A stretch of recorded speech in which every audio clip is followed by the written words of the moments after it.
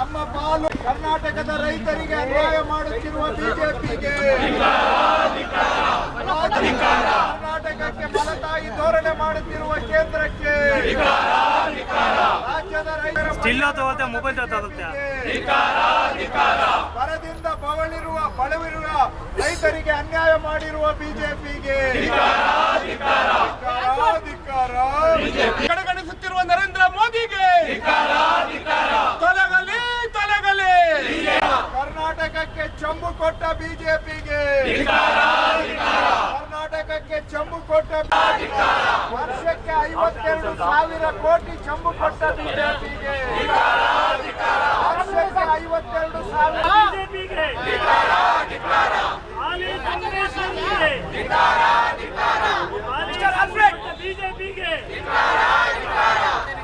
MLAs, MLCs are sitting at the footsteps of Mahatma Gandhi today to protest against the politics of revenge unleashed by Prime Minister Modi and Home Minister Amit Shah against 6.5 crore Kannadigas.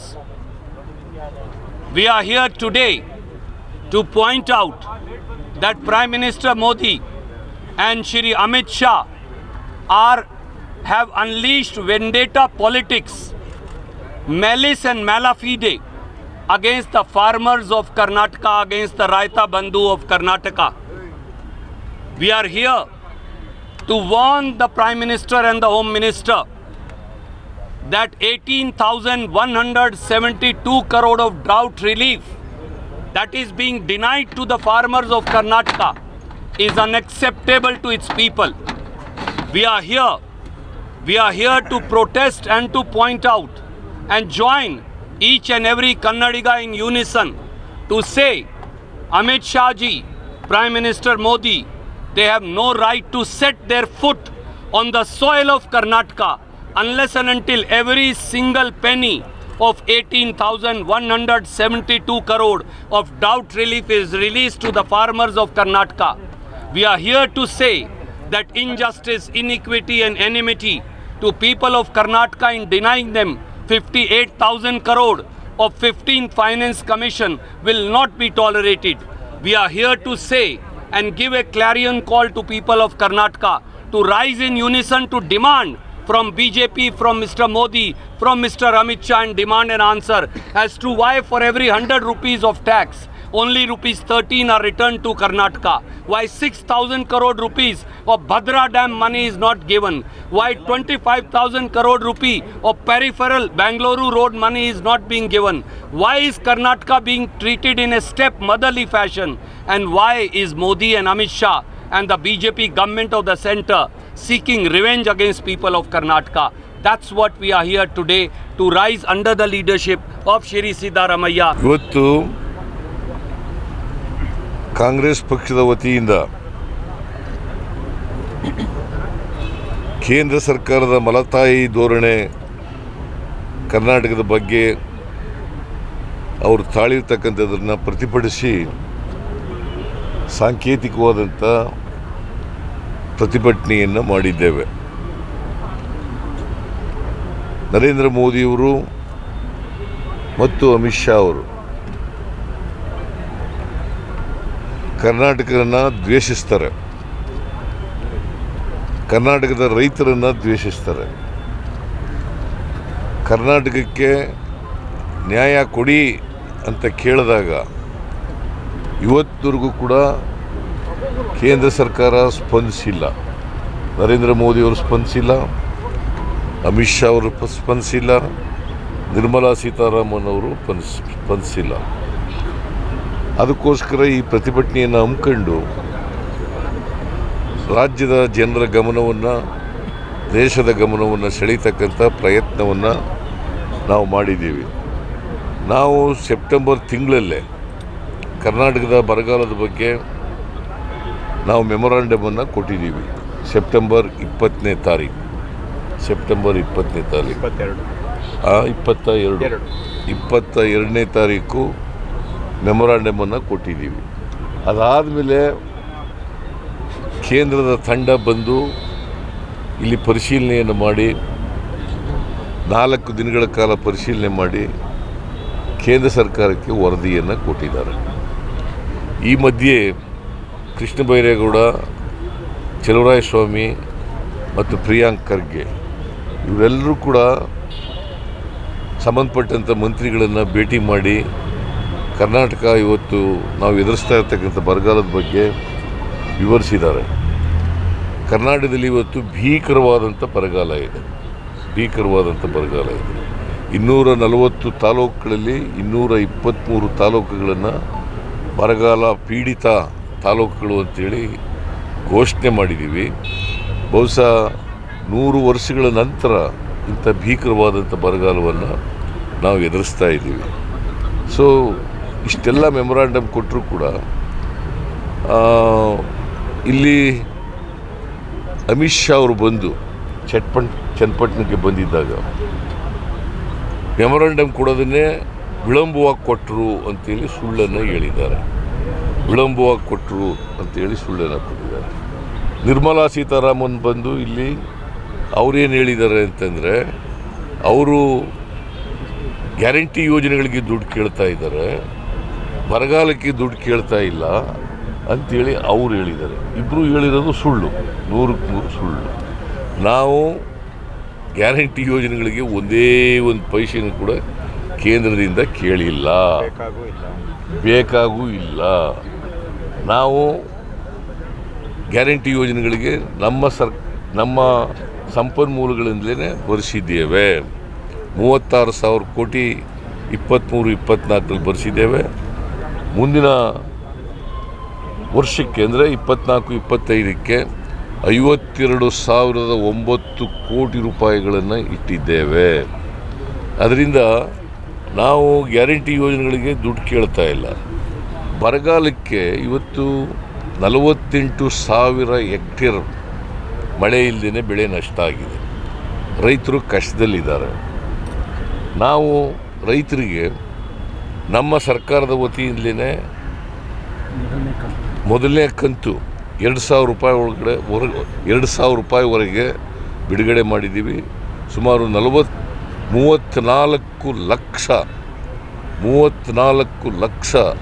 ರೈತರಿಗೆ 2,000 ರೂಪಾಯಿ, ಸುಮಾರು 2,000 ರೂಪಾಯಿನಂತೆ ಕೊಟ್ಟಿದ್ದೇವೆ.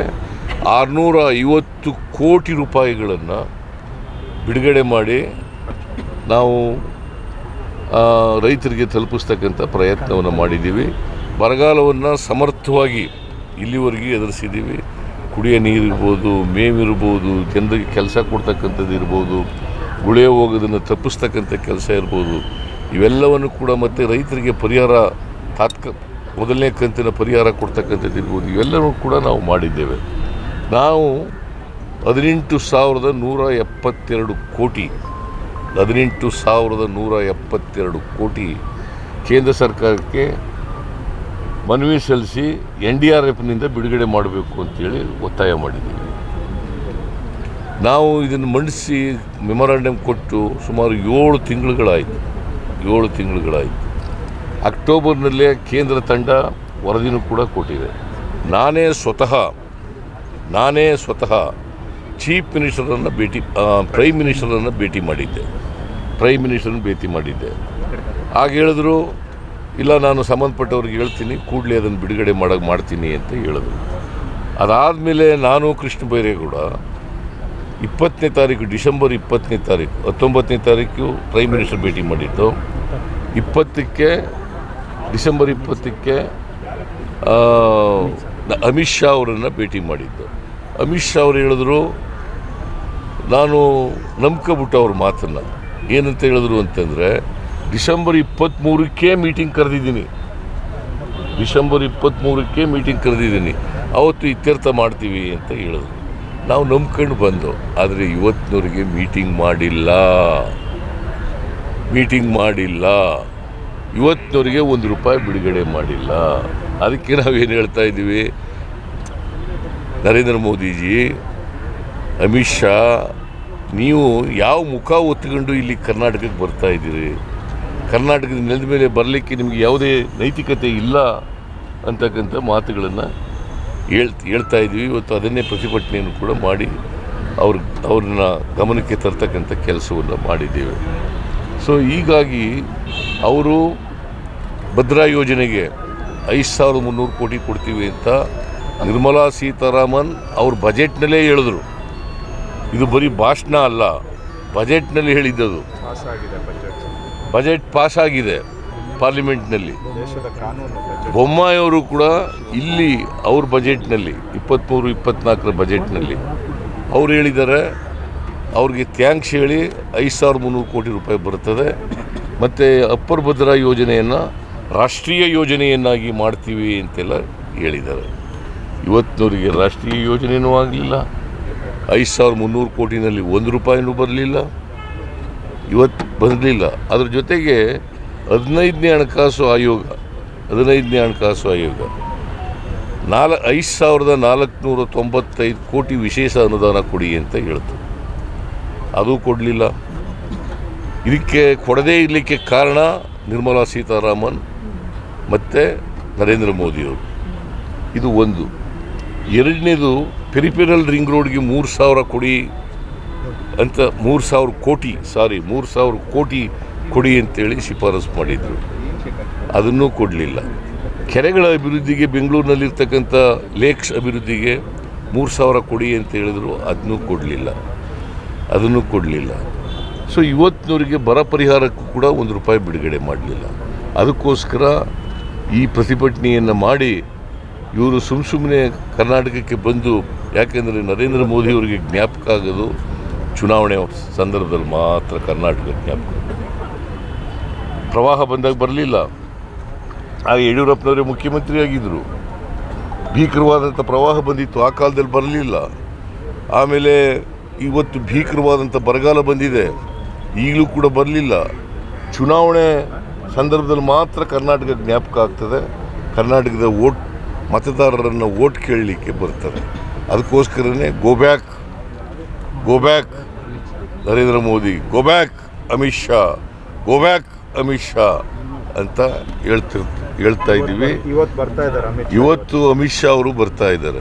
ದುಡ್ಡು ಬಿಡುಗಡೆ ಮಾಡಿ ಬರಲಿ. ನಾನು ಅವರಿಗೆ ಒತ್ತಾಯ ಮಾಡ್ತೇನೆ, ಅಮಿತ್ ಶಾ ಅವರೇ, ಮೀಟಿಂಗ್ ಮಾಡಿ 18,171 ಕೋಟಿ ರೂಪಾಯಿಗಳನ್ನು ಕೊಟ್ಟು ಆಮೇಲೆ ಬರ್ರಿ ಕರ್ನಾಟಕಕ್ಕೆ. ನಿಮಗೆ ಯಾವುದೇ ಓಟ್ ಕೇಳ್ತಕ್ಕಂಥ ಹಕ್ಕಿಲ್ಲ, ನೈತಿಕತೆ ಇಲ್ಲ ಅಂಥೇಳಿ ಇವತ್ತು ಅವ್ರಿಗೆ ಹೇಳಲಿಕ್ಕೆ ಬಯಸ್ತಾ ಇದ್ದೇವೆ. ನಾವು ನ್ಯಾಯಯುತವಾಗಿ ಬೇಡಿಕೆಯನ್ನು ಇಡ್ತಾ ಇದ್ದೀವಿ. ಮೊದಲಿಂದ ಕೇಳಿದಾಗಿಂದ ಬಿಜೆಪಿ ನಾಯಕರು ಡಿಪೆಂಡ್ ಮಾಡ್ಕೊಂಡು ಬಂದಿದ್ರು, ಯಾವುದು ಕೊಡಕ್ಕಿಲ್ಲ, ಬಾಕಿ ಇಲ್ಲ ಅಂತಾನೆ ಹೇಳ್ಕೊಂಡು ಬಂದಿದ್ರು. ಆದ್ರೆ ಸುಪ್ರೀಂ ಕೋರ್ಟಿಗೆ ಹೋದ ಮೇಲೆ ಕೊಡಬೇಕಾದಂತ ಅನಿವಾರ್ಯತೆ ಸಿಕ್ಕಿದ್ದಾರೆ ಅಂದ್ರೆ ಪೊಲಿಟಿಕಲಿ ನೀವು ಇದನ್ನ ಹೇಗೆ ತಗೊಳ್ತೀವಿ ಎಲೆಕ್ಷನ್ ಮೂಮೆಂಟ್ ಅಲ್ಲಿ? ಈಗ ಅದನ್ನೇ ಸತ್ಯ ಹೇಳ್ತಕ್ಕಂಥ ಪ್ರಯತ್ನವನ್ನು ಮಾಡ್ತಾ ಇದ್ದೀವಿ. ಏನು ಹೇಳ್ತಾ ಇದ್ರು, ವಿಳಂಬ ಮಾಡಿ ಕೊಟ್ಟಿದ್ದಾರೆ ಮೆಮೊರಾಂಡಮ್ ಅಂತ ಇದ್ರು. ಆಮೇಲೆ ಯಾವುದು ಬಾಕಿನೇ ಇಲ್ಲ ಅಂತ ಹೇಳಿದ್ರು. ಆಮೇಲೆ ಎಲೆಕ್ಷನ್ ಕಮಿಷನ್ ನೆಪ ಹೇಳಿದ್ರು, ಎಲೆಕ್ಷನ್ ಕಮಿಷನ್ನವರು ಕೋಡ್ ಆಫ್ ಕಾಂಡಕ್ಟ್ ಬಂದ್ಬಿಟ್ಟಿದೆ ಅಂತ ನೆಪ ಹೇಳಿದ್ರು. ಎಲ್ಲವೂ ಸುಳ್ಳು ಅಂತ ಗೊತ್ತಾಯ್ತಲ್ಲ. ಈಗ ಎಲ್ಲ ಅವರು ಹೇಳಿದ್ದಂಥ ಎಲ್ಲವೂ ಸುಳ್ಳು. ಒಬ್ಬ ಮಾಜಿ ಪ್ರಧಾನಮಂತ್ರಿಯಾಗಿ ಕೇಂದ್ರದ ಎಂಥ ಮಂತ್ರಿಯವರು, ಅಮಿತ್ ಶಾ ಗೃಹ ಮಂತ್ರಿಯಾಗಿ, ನಿರ್ಮಲಾ ಸೀತಾರಾಮನ್ ಹಣಕಾಸಿನ ಮಂತ್ರಿಯಾಗಿ ಸುಳ್ಳು ಹೇಳ್ತಾರೆ, ಈ ರಾಜ್ಯದ ಜನರಿಗೆ ಸುಳ್ಳು ಹೇಳ್ತಾರೆ, ಈ ದೇಶದ ಜನರಿಗೆ ಸುಳ್ಳು ಹೇಳ್ತಾರೆ ಅಂತಂದರೆ ಅವರಿಗೆ ಪ್ರಧಾನಮಂತ್ರಿ ಆಗಿರಲಿಕ್ಕೂ ಕೂಡ ನೈತಿಕತೆ ಇಲ್ಲ, ಗೃಹ ಮಂತ್ರಿ ಆಗಲಿಕ್ಕೂ ನೈತಿಕತೆ ಇಲ್ಲ, ಹಣಕಾಸಿನ ಮಂತ್ರಿ ಆಗಲಿಕ್ಕೂ ಕೂಡ ನೈತಿಕತೆ ಇಲ್ಲ. It is your government which decided to go and knock at the doors of the Supreme Court. They didn't give any relief. Had we not gone, they would not have given a single penny. ನಾವು ಒಂದು ವೇಳೆ ಅನಿವಾರ್ಯವಾಗಿ supreme court ಕರ ತಟ್ಟಬೇಕಾಗಿ ಬಂತು. Supreme court ಮುಂದೆ attorney general ಆಗಲಿ, solicitor general ಆಗಲಿ, ನರೇಂದ್ರ ಮೋದಿಯವರು ಹೇಳಿದಂಥ ಸುಳ್ಳನ್ನು ನಿರ್ಮಲಾ ಸೀತಾರಾಮನ್ ಅವರು ಹೇಳಿದಂಥ ಸುಳ್ಳನ್ನು, ನರೇಂದ್ರ ಮೋದಿ ಅವರು ಹೇಳಿದಂಥ ಸುಳ್ಳನ್ನು ಪ್ರಸ್ತಾಪ ಮಾಡಿದ್ರ? ಅವ್ರ ಆರ್ಗ್ಯುಮೆಂಟ್ನಲ್ಲಿ ಪ್ರಸ್ತಾಪ ಮಾಡಬೇಕಾಗಿತ್ತಲ್ಲ. ನಮ್ಮ ಸ್ಟ್ಯಾಂಡ್ ಸರಿ ಇಲ್ಲ ಅಂತ ಹೇಳಬೇಕಾಗಿತ್ತಲ್ಲ. ಒಂದು ಮಾತು ಹೇಳಲಿಲ್ಲ. ಯಾಕಂತಂದರೆ ನಾವು ಹೇಳಿದ್ದಂತೆಲ್ಲ ಸತ್ಯ ಇತ್ತು. ನಮ್ಮ ಪೆಟಿಷನ್ನಲ್ಲಿ ನಾವೇನು ಅವೇರ್ ಮಾಡಿದ್ದೋ ಅವೆಲ್ಲ ಸತ್ಯ ಇತ್ತು. ಸೊ ಹಾಗಾಗಿ ನಾವು ಸುಪ್ರೀಂ ಕೋರ್ಟಿಗೆ ಹೋದೋ. ಸುಪ್ರೀಂ ಕೋರ್ಟ್ನವರು ನಮ್ಮ ಪರವಾಗಿ ಕರುಣೆ ತೋರಿಸಿ ನಮ್ಮ ಪರವಾಗಿದ್ದರು.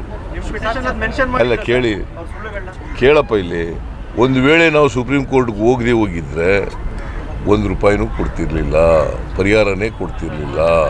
ಕರ್ನಾಟಕ ಅನಿವಾರ್ಯವಾಗಿ ಕಾನೂನು ಹೋರಾಟಕ್ಕೆ ಇಳಿಯಬೇಕಾಗಿ ಬಂತು.